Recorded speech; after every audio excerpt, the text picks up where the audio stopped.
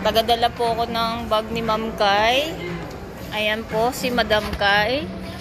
Namimili po siya ng pang-office, guys. Ako lang po yung pinagbitbit niya ng mga pinamili niya.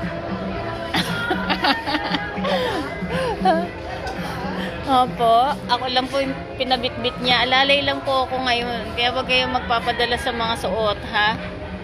Alalay lang po ako ni Madam.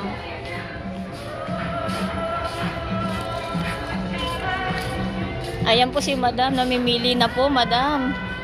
Sama mo na rin ako dyan, Madam, ha? Ayan, dito kami sa, alam mo naman mga pinapasukan ni Madam, puro may brand. O, diba? Magagandang quality. Ay, nako, ang hirap talaga maging alalay.